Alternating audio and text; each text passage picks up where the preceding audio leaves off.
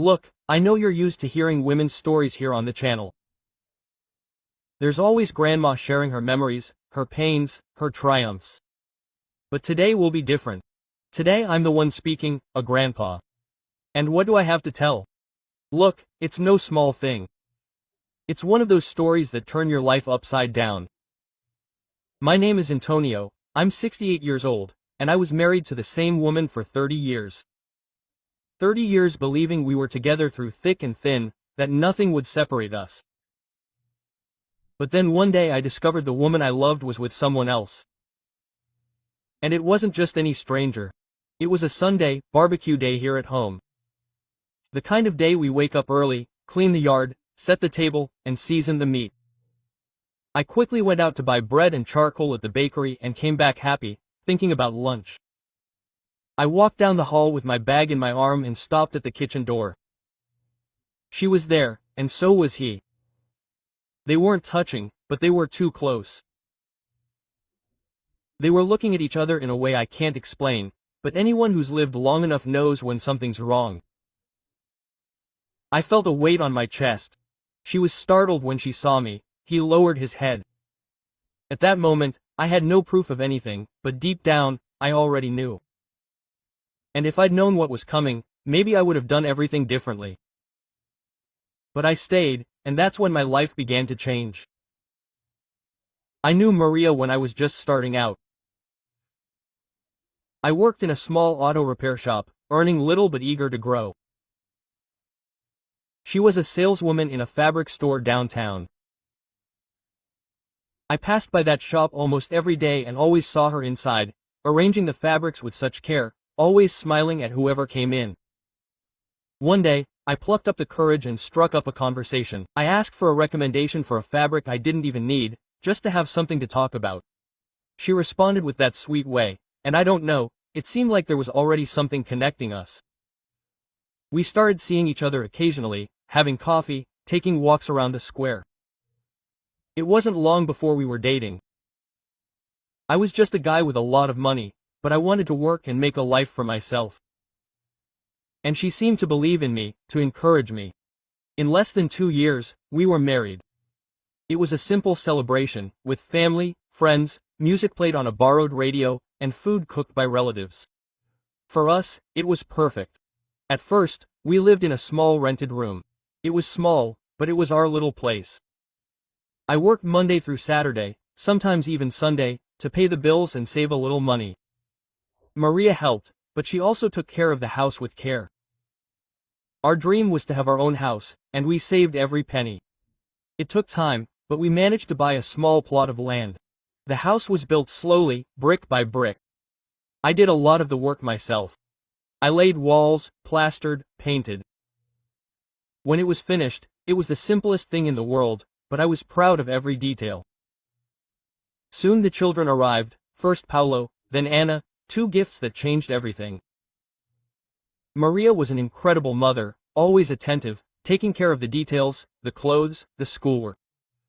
I made sure nothing was missing. Our life was busy, but joyful. It was around this time that João returned to town. He'd been my friend since he was a kid. We grew up together, playing soccer in the street, sharing snacks and even clothes when we needed them. He had moved far away, and we went years without seeing each other, exchanging only occasional letters. When he showed up at my door again, it was like finding a long-lost brother. Maria welcomed him warmly, as she always welcomed my friends. João started coming over to our house more often. At first, it was only on Sundays for lunch or coffee. Then he started coming during the week too. We laughed, remembering old stories, the stupid things we did when we were young. He helped out however he could, fixing a door, changing a light bulb, taking the kids to school when I was at work. The children adored Uncle João, and I trusted him as I trusted my own family. João was single, lived alone, and said our home was like a refuge for him. I thought it was beautiful. I liked knowing he felt comfortable there, and Maria seemed happy to have him. She made a point of cooking something special, leaving everything tidy. I saw it as kindness, as a housewife's care. Today, looking back, I see that was where I started to go wrong. I opened the doors of my home without any reservations. I offered my friendship, my trust, never imagining that it could backfire. Back then, I only saw the good. My family was united, my wife smiling, my children safe, and my best friend nearby. I thought we were living a golden moment. It never crossed my mind that anything could get out of control. João was practically family. He was there for birthdays, Christmas, and New Year's. When Paulo graduated from high school, he was there. When Anna turned 15, he helped fix up the salon. Everything seemed normal. I worked hard and felt at peace, knowing that if I wasn't there, Maria and the kids were there for company. I believed this was a blessing. I thought, how lucky I am to have a friend so present, willing to help. And Maria never gave me reason to doubt. She was attentive, treated me well, took care of me when I arrived tired. If anyone had told me back then that she might betray me, I would have laughed. It was impossible for me to imagine something like that. It's hard to say it now because it seems like I was blind, but it's the truth. I saw nothing. Or maybe I didn't want to see. Time passed, and that routine continued. João was always close by, Maria was always welcoming, and I always believed it was just friendship, just a partnership. I didn't realize that sometimes too much friendship can turn into something else. I didn't realize that certain smiles are different, that some looks say more than words. It was as if my life were a beautiful picture and I hadn't noticed the stain in the corner. A small stain that grows without us noticing, until it ruins the whole image. In those years, I was a satisfied man. I worked, came home, saw my family, talked to my friend. I thought I was living the best life I could, to live. I never imagined that, while I was supporting the house, another kind of story was being built inside, in the same space where I felt safe. Today I understand that what killed me inside wasn't just the betrayal itself. It was the feeling that it was being sewn together little by little under my nose, while I smiled and was grateful for having everything. But back then, I was still the man who believed. And this belief, this trust, was what made me most vulnerable. It was what made the fall so great when the truth came. At first, I swear, everything seemed normal. João kept showing up on Sundays, sometimes even in the middle of the week, always with some excuse. Bringing a tool, dropping off some leftover bread from the bakery, grabbing a quick coffee. I enjoyed his company, and that was it for me. But little by little, I began to notice a few things. Nothing glaring, nothing I could point a finger at and say was wrong, but together, they began to bother me. First, it was the way Maria dressed on the days she knew João was coming. She was always she used to be vain, but suddenly she seemed to try harder these days. She'd put on that sweet perfume she saved for special occasions, put on a dress instead of the old shorts she wore at home, and style her hair more carefully. I'd even comment, "You look pretty today, huh?" And she'd respond with a quick smile, saying it was just to make me feel better. I wanted to believe it, and I believed it because I saw no reason to think otherwise. Another thing, when I was in one room and they were in the other, I'd sometimes hear low laughter. It wasn't just any laughter, it was the kind of click-like laughter, like when someone tells a secret or remembers something only two people understand. And almost always, when I walked in, the conversation would change. It wasn't a fight, it wasn't silence, but it would change the subject in a way that left me with the feeling of having arrived at the wrong time. João also started showing up at times I didn't expect. Before, he'd only come when I was home. Then, sometimes, I'd hear him stop by while I was at work. Maria would say he'd just come to bring something or help with something, but I'd noticed that those days the house was tidier than usual, as if she'd had an important visitor. And she never gave many details. She always spoke quickly, quickly changing the subject. Once, I came home early from work because a coworker gave me a ride. I went and I walked home and saw João sitting on the couch and Maria in the kitchen washing dishes. Nothing special, right? But the way they moved when they saw me, he suddenly straightened up and she dried her hands so quickly she almost dropped the cloth on the floor. I asked him what he was doing there, and he said he'd come to return a screwdriver. But the screwdriver was on the table with a clean handle, as if it hadn't been used. That stuck in my mind, but I didn't say anything.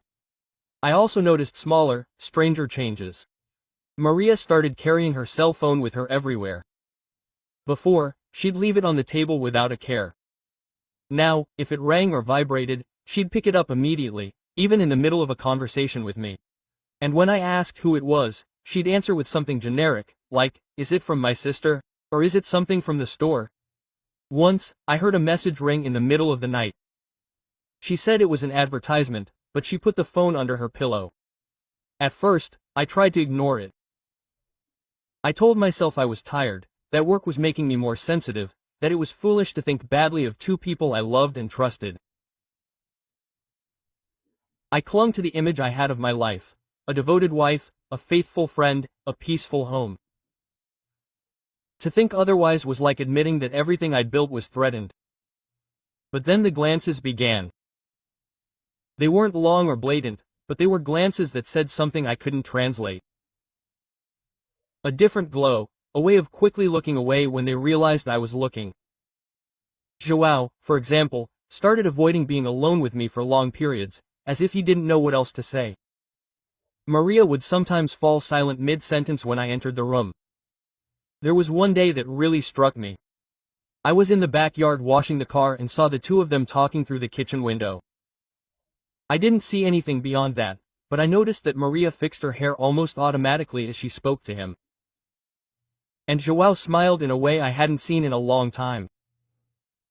When I realized I was staring, I went back to the car, but that image stuck in my mind. I started to feel different inside my own home. Before, I'd arrive and feel like I owned my space, my home. Now it seemed like I was always arriving in the middle of a conversation that wasn't meant for me, as if there were a second world inside my house, of which I wasn't a part. Even so, I didn't want to rush. I knew that if I were going to say something, I'd have to be sure. I didn't want to ruin a long-standing friendship, or a decades-long marriage, because of mistrust. So, I chose to observe. I began noticing schedules, gestures, details. I started coming home unannounced every now and then, to see if I noticed anything. And each time I did, even without finding anything concrete, the bad feeling intensified. It was as if I'd put on a new lens. Everything that had previously gone unnoticed now caught my attention. A longer text exchange, an excuse to go out in the middle of the afternoon, a more elaborate outfit on an ordinary day, small pieces that, taken alone, meant nothing, but together began to paint a picture I didn't want to see. And that's how, little by little, my confidence grew. It started to crack. It wasn't a rupture yet, but it was fissures I could feel growing, even though I tried to cover them with my hand. And deep down, I already knew that sooner or later something would happen to confirm or completely destroy this distrust. I just didn't imagine it would happen so quickly. It was Sunday, that day I always loved. Sunday for me is synonymous with a full house, the smell of good food, and idle conversation. I woke up early, as I always did, and went straight to the backyard. I washed the grill, swept the fallen leaves from the guava tree, and got everything ready for the barbecue. Maria was already in the kitchen chopping vegetables and saying she was going to make the mayonnaise everyone loved. She seemed excited and smiling, and I, even with the distrust that had been haunting me lately, decided to enjoy the atmosphere and not think anything of it. We were expecting friends and some family. João, of course, was on the list, but that wasn't new. He never missed a barbecue at our house. In the middle of cleaning, Maria said, "Honey, go to the bakery. Buy more bread and coal. I think it's going to be missing." I took the money, put on my oldest t-shirt, and started thinking about the smell of roasting meat. The bakery wasn't crowded. I bought what I needed and, as I always did, I also took a coconut candy that Maria liked. I walked back slowly with the bag in my arm, enjoying the morning sun. I didn't imagine that in a few minutes I would see something that would completely change my life. I entered through the gate, passed through the narrow hallway, and heard voices in the kitchen. It was Maria and João. Nothing strange there, but their voices were lower, as if they were talking about something not meant for everyone to hear. When I reached the kitchen door, I stopped. They were close, closer than they should have been. They weren't touching, but it was as if she held a wooden spoon poised in the air and looked at him with a way I can't explain, but that anyone who has lived a long time understands. It was a look that had weight, history, and something not shared with just anyone. João, in turn, had a half-smile on his face, like someone who's too comfortable. When they saw me, it was automatic. Maria gave a small start, and João quickly lowered his head. No one said anything for about 2 seconds, but to me it felt like an eternity. I felt a tightness in my chest, as if the air had grown heavy. I tried to smile, but I think it came out as a hollow smile. Maria spoke quickly, quote, "You're back quickly, huh? Put the bread on the table and I'll cut it right away," João finished. "I brought the charcoal. I'll help you light the grill." It was all very natural, at least in the attempt. I went in, put things on the table, and while washing my hands in the sink, I looked at their reflections in the tile. They were a little apart, but the way they moved, the silence between one sentence and the next, I could no longer see as mere coincidence. It was as if a part of me had awakened from a deep sleep. I went to the backyard and started lighting the grill. João came along, talking about soccer, trying to make conversation, but I only responded in monosyllables. I was processing what I had just seen. It was nothing scandalous. There was no kiss, no forbidden touching, but there was something there, something that made me certain it wasn't just friendship. The guests started arriving, and I tried to get into the spirit. I played with the kids, cut meat, and served drinks, but my mind was in the kitchen, in that scene frozen in my memory. Every time Maria passed through the yard, João found a way to be nearby, bringing a plate, bringing a soda, offering to help cut something. When I turned my back, I felt them exchanging glances. It wasn't the usual look between friends, it was something that made me uneasy. There was a moment when I had to go back to the bakery because I forgot the ice. I went, but on the way, all I could think was, what if things happen while I'm not there? I came back quickly, maybe faster than I needed to. When I entered the yard, I saw João in the kitchen with Maria. They were laughing. When they saw me, they stopped immediately. She asked me about the ice, and he went out into the yard, offering to help with the meat. The afternoon passed, and I watched every gesture, every word, every look. As the party wound down and the guests began to leave, João stayed a little longer. He helped put away the chairs and clear the plates. When he finally left, Maria accompanied him to the gate. I stayed in the yard, pretending to tidy up, but listening intently. I couldn't hear what they were saying. I only realized they were too close and that her voice was lower, almost a whisper. When she returned, she asked if I was tired. I said yes, and she put her hand on my shoulder, telling me she loved me. I wanted to believe it. I wanted to cling to that phrase like someone clinging to a plank in the middle of a shipwreck, but something inside me told me that I love you wasn't the same anymore. That night, lying in bed, I stared at the ceiling and knew that Sunday wouldn't leave my mind anytime soon. I had no concrete proof, no evidence, but I knew my house, my wife, and my friend. And something that day told me my life had just changed. That bad feeling from the barbecue wasn't it left me. With each passing day, I became more attentive, noticing everything. The way she dressed, her outings without much explanation, her rush to answer her cell phone. And João, who used to talk to me about everything, now seemed to weigh every word when we were alone. I already knew something was wrong, but I didn't have proof yet. Until one Wednesday afternoon, I decided to come home early from work. I made up a story at work that I was feeling sick, grabbed my things, and came home without warning. On the way, my heart beat differently. It was as if I knew something was going to happen. I stopped at the bakery on the corner, bought a sweet roll and a soda to have an excuse if anyone asked why I was there after hours. When I got to the gate, I noticed Joao's car parked on the street a little further ahead.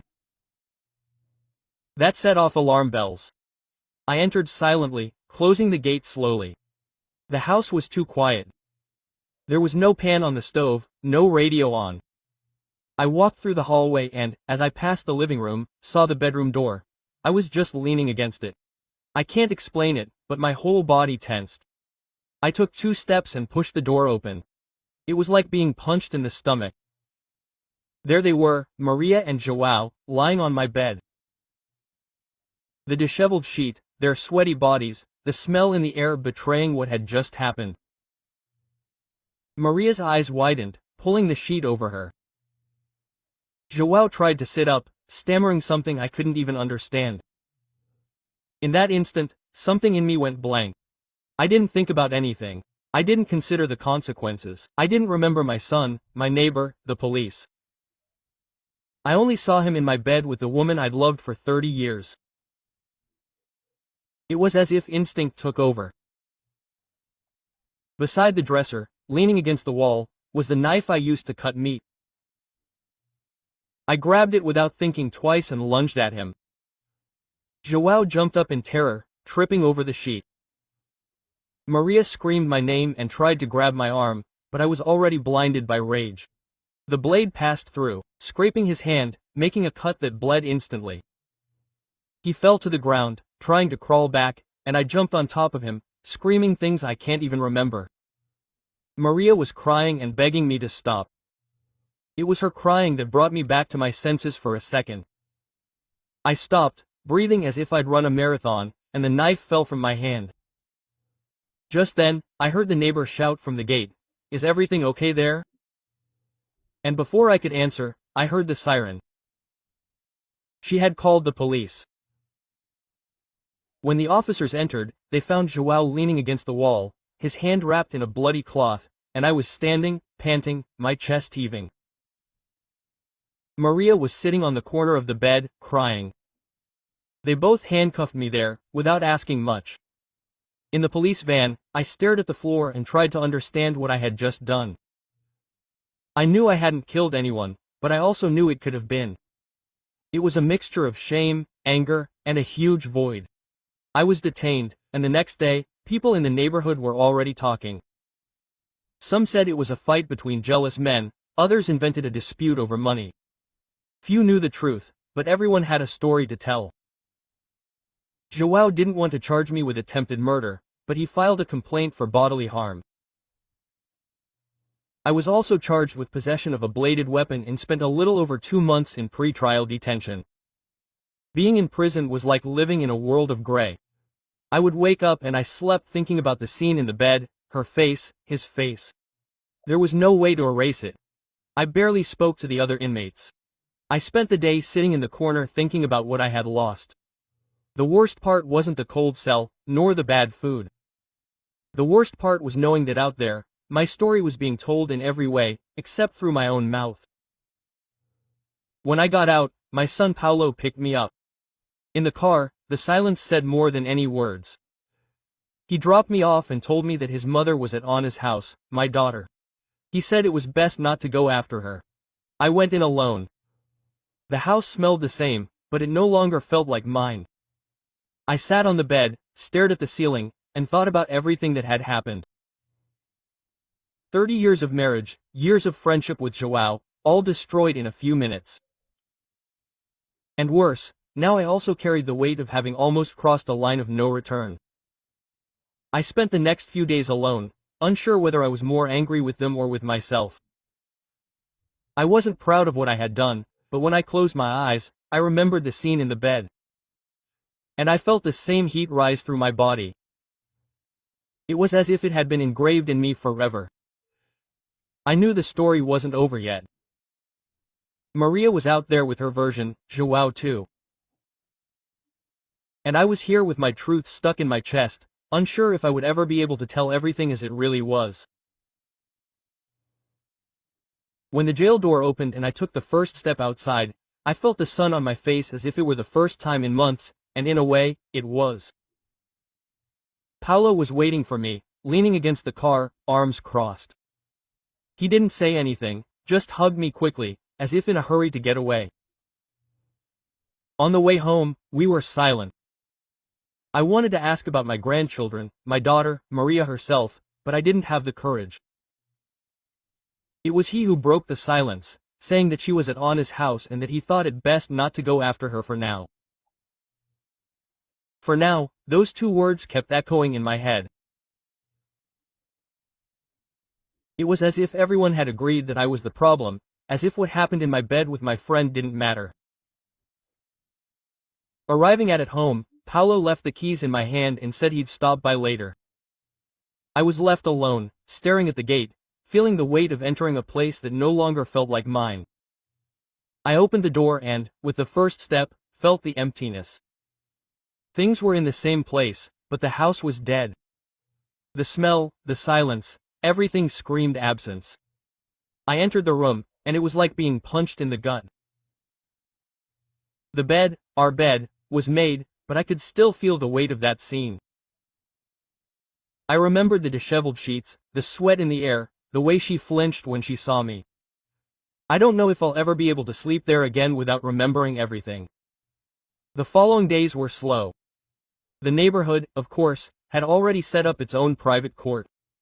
Some looked at me with pity, others with suspicion. Some crossed the street to avoid me. I was the one arrested for attacking his best friend, and almost no one bothered to ask what led to it.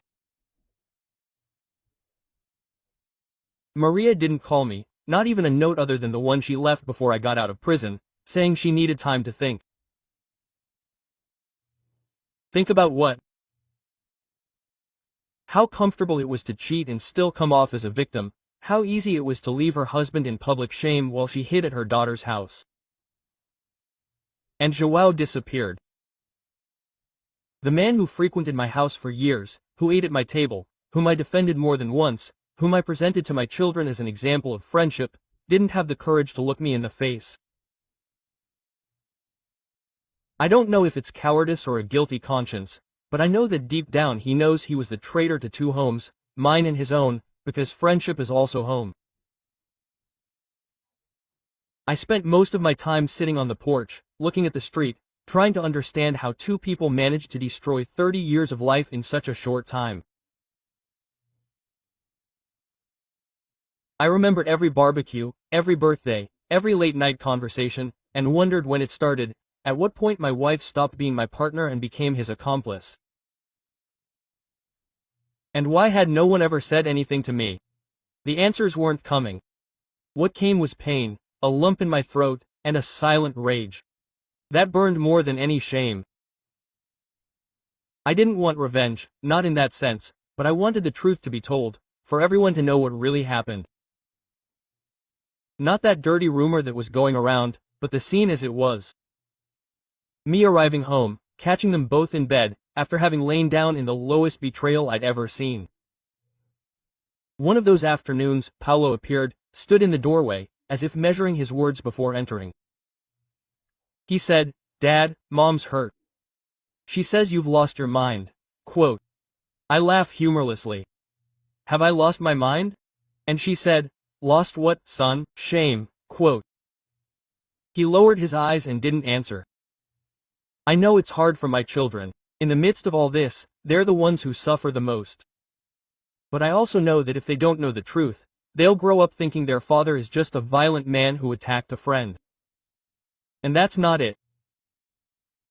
I am a man who was destroyed by two people he loved, who lost control for a few seconds because he saw with his own eyes something no one deserved to see. The nights are the worst. I lie there, staring at the ceiling, remembering every detail. Sometimes I wonder if it would have been better not to go home that day. If I had followed my routine, I might still be living a lie, but at least I would have peace. But then I remember, there's no peace in a house with walls full of secrets. I started writing in a notebook. I write everything. From the day João returned to town to the day I was arrested. I want to record, even if just for myself, that I am not the monster they paint me to be. I want my children to be able to read it and understand who the real villain in this story was if I were no longer here. And deep down, even with all the pain, I know that today I have something I didn't have before: clarity. I no longer live deceived. I know who my enemies are. And as sad as it is to admit, the woman who slept beside me for 3 decades and the man I called brother are the two people who have worked hardest against me in my life. This is my truth, and it's what I'll live by until the end of my days. After the dust of the scandal settled, silence took over my life. But it wasn't the kind of good silence that brings peace. It was a heavy silence that seemed to occupy every corner of the house. I'd wake up and hear only the sound of my own breathing and, sometimes, the distant barking of a dog on the street. There was no longer the clink of a coffee cup, nor the sound of Maria stirring in the kitchen. It was as if the house had become a graveyard of memories. In the early days, I even tried to occupy my mind.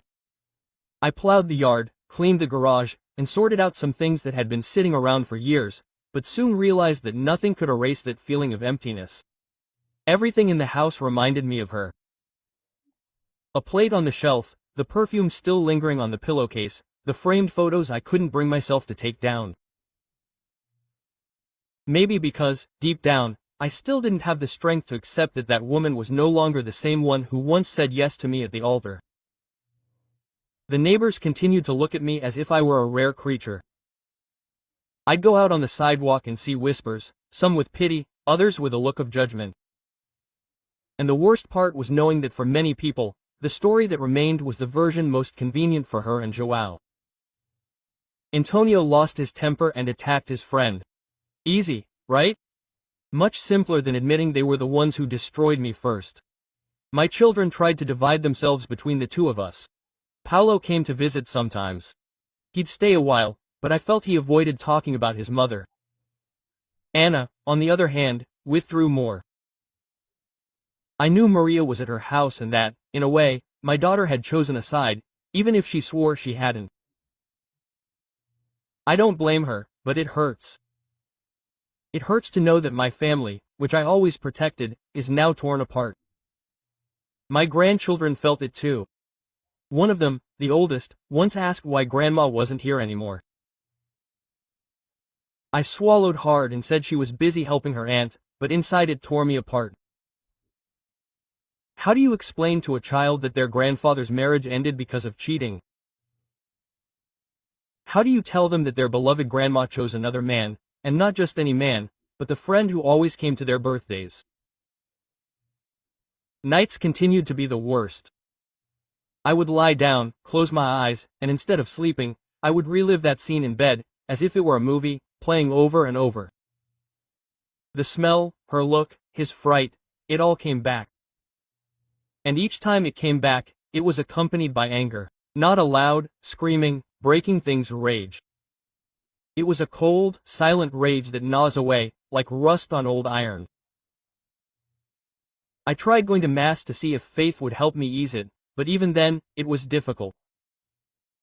There was always someone looking at me sideways, someone who approached me with a strong, pitying expression, like I was a poor soul. And I didn't want pity, I wanted respect. I wanted people to understand that I'm not an old man who lost control. I'm a man who was betrayed in the worst possible way. I started going for walks early in the morning, when almost no one was out. It was my way of breathing without feeling the eyes of others. On these walks, I thought a lot about what to do with my life from then on. I knew I didn't want Maria anymore, that was certain, but I also knew I didn't want to live alone for the rest of my days. But after what happened, trusting anyone seemed impossible. One day, Paulo showed up with a proposal. "Dad, come spend a few days at my house, it'll do you good." I thanked him but declined. He said I needed to face the house, the ghosts, and the silence, because if I ran away now, I'd spend the rest of my life running away. He understood, but he left with that look in his eyes, as if he wanted to help but didn't know how. Meanwhile, Maria remained quiet, not seeking contact. I knew she and João still saw each other, because small towns don't keep secrets. And that ate at me even more. Not out of jealousy, because the love had already died, but out of affront. They walked around as if nothing had happened while I sat here bearing the mark of the old man who was arrested for fighting. It was as if they had condemned me to perpetual shame while they walked away acquitted. I started writing more in my notebook. Not just the story, but also how I felt. Some pages were just venting, others were almost letters I would never send. I wrote a whole one to João, calling him everything he deserved, remembering every time he came into my house and ate my bread while plotting behind my back. I wrote another to Maria, asking when she decided I wasn't enough anymore and if, while she was with him, she remembered me. These letters never made it to paper, but they helped me keep from going crazy, because in a way, writing was my way of screaming without making a sound. Over time, I realized that the hurt I felt toward them had become a kind of fuel. I would wake up and think, they won't destroy me completely, they won't see me finished. And this desire to show that I was still standing, even after everything, was what began to keep me alive. I knew I still had a lot to face, there would still be people judging me, there would still be memories that hurt like knives, but I also knew that with each passing day I became more certain of one thing. No matter how hard they tried, Maria and João would never erase the truth. And one day everyone would know exactly who they were.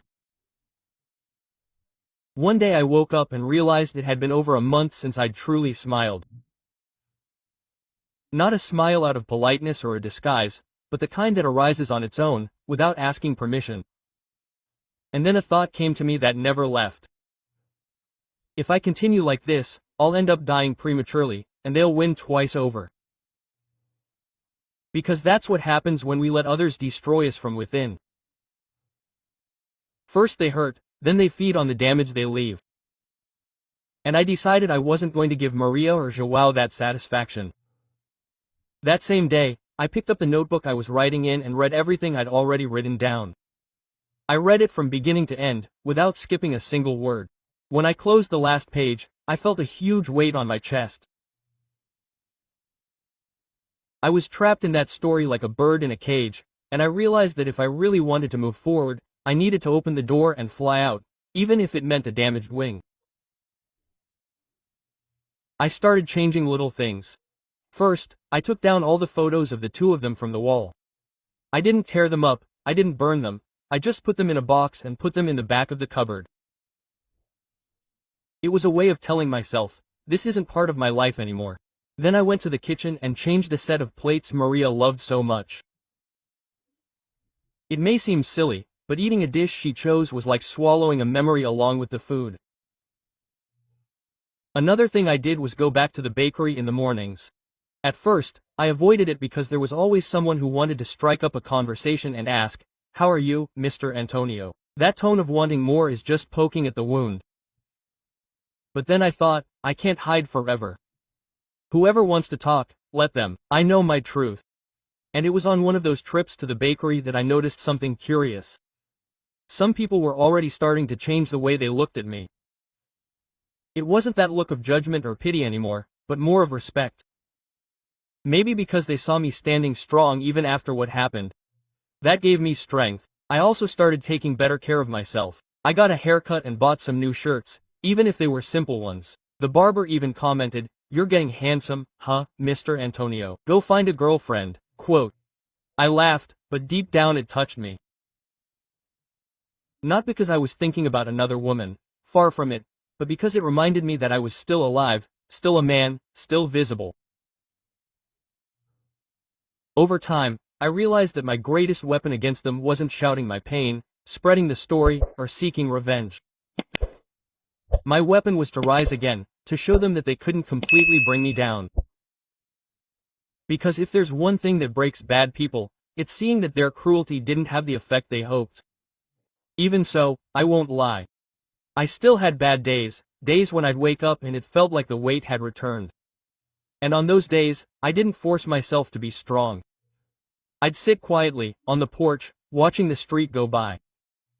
I learned that allowing yourself to feel the pain is also part of the healing. Once, on one of those afternoons, Paulo came here and told me that his mother was talking around town, that I'd made up the betrayal, that she and João were just friends. I looked at him and smiled. Son, the one who needs to make excuses is the one at fault, and she knows very well what she did. He lowered his head, and I saw in his eyes that he believed me. This gave me a new certainty. I didn't need to convince everyone. It was enough that those who mattered knew the truth. And, above all, it was enough that I knew it. That's when I started thinking about how to tell my side. In my own way, without anger, without shouting, but with clarity. I even considered recording an audio recording or writing a letter to my children, explaining every detail. Not to spread gossip, but to leave it on record, so that no rumor would erase my truth. Meanwhile, I continued taking care of the house, planting some flowers in the yard. And every time I saw one sprout, I thought, see? Even after pruning, life springs back up again. Maybe I was like that too. Quote. And the more I focused on myself, the less space Maria and João took up in my head. I knew they still saw each other, that they were still out there living as if nothing had happened. But little by little, it stopped hurting me. It was as if a scar was forming. And even though I knew it would be marked forever, it no longer hurt like before. Deep down, I think the greatest victory I could have had was this: to get up, rebuild my life, and show that, despite what they did, I still had a lot to live for. And when that penny dropped, I felt that, for the first time since that day, I had turned the tables, not against them, but in my favor. Look, first of all, I need to say that I know this story was different from what you're used to hearing here on the channel. Usually, it's the grandmothers who open their hearts, who sit here and share their pain, their loves, your losses. But today it was me, a grandpa, who spoke. And if you've made it this far, it's because you understand that pain has no gender. Suffering doesn't choose a man or a woman. And betrayal, oh, that one, unfortunately, is democratic. I never imagined that one day I'd be sitting there telling strangers the worst wound of my life. But in a way, speaking freed me, because keeping all of this to myself was like carrying a bag of stones on my back for years. Each bad memory was one more stone. And when I finally opened my mouth, it was as if I dropped some of that weight to the ground. I spent 30 years believing I had a solid marriage, 30 years trusting a woman I thought would be my partner until the end. And suddenly, everything collapsed like a house of cards. I didn't just lose a wife that day. I lost a friend, João. I lost trust in my own instincts because I never saw it coming. And perhaps worst of all, I lost the family I thought was intact. Many people told me to let it go because life goes on. And yes, life goes on. But no one knows what it's like to lie alone at night, stare at the ceiling, and remember that cursed scene. No one knows what it's like to wake up in the silence of a house once filled with laughter and the clanging of pots in the kitchen. No one knows what it's like to run into neighbors and feel their judgment, even if they don't say a word. I'm no saint.